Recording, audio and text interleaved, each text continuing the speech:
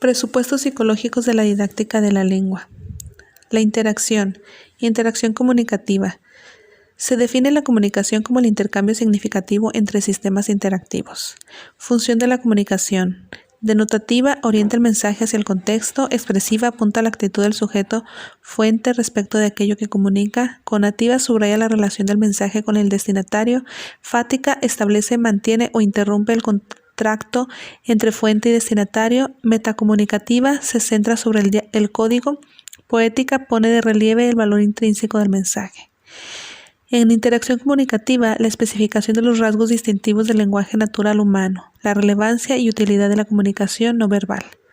Competencia comunicativa. Incluye la competencia lingüística, abarca las implicaciones psicológicas y sociológicas del significado.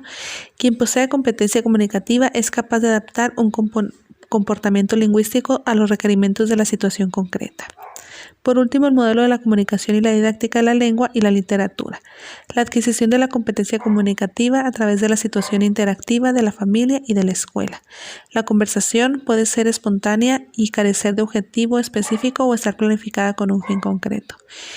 Los modelos de educación, la interacción a la didáctica basada en la comunicación. Actividad lingüística. Es un concepto global y abarcador de todas las dimensiones y componentes relevantes y compatible con los diferentes enfoques teóricos y metodológicos.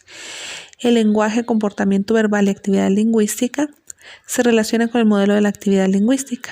El modelo pluridimensional de la conducta lingüística interactúa una fuente y un destinatario. Se estructura a partir de 4 componentes que son la actividad de los sujetos, el sistema lingüístico, el contexto y el texto. Se relaciona con el proceso del lenguaje, es una dimensión de la actividad de los sujetos consistente en la recepción e interpretación de los estímulos verbales o escritos en la elaboración y producción de respuestas verbales o escritas. Continuamos con el texto y el discurso, que el texto puede definirse como el conjunto de estructuras de unidades lingüísticas a través del que se desarrolla un tema con intención comunicativa. Gracias a la coherencia, los diversos elementos del texto mantienen entre ellos una conexión contextual y gracias a la cohesión de elementos superficiales mantienen su conexión secuencial. La actividad lingüística y la didáctica de la lengua y la literatura. Lograr una competencia lingüística suficiente se trata de adquirir habilidad o maestría necesaria para hacer un buen uso del lenguaje. El sujeto que aprende debe manejar el lenguaje para poderse comunicar con los demás y para potenciar su actividad cognitiva. Por último, destacamos que la actividad lingüística es el objetivo de la didáctica de la lengua. El pensamiento verbal.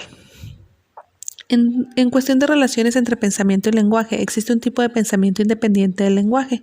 Existe un lenguaje o elementos lingüísticos de carácter estrictamente comunicativo, y existe una amplia zona en donde el pensamiento y el lenguaje se hallan interrelacionados. El pensamiento verbal se puede definir como que está compuesto de una actividad corporal que necesariamente resulta de la presentación de un estímulo lingüístico. La visión del mundo que se manifiesta a través del lenguaje tiene a la vez algunos aspectos que trascienden al sistema lingüístico. El pensamiento nace a través de las palabras. El pensamiento verbal y la didáctica de la lengua y la literatura.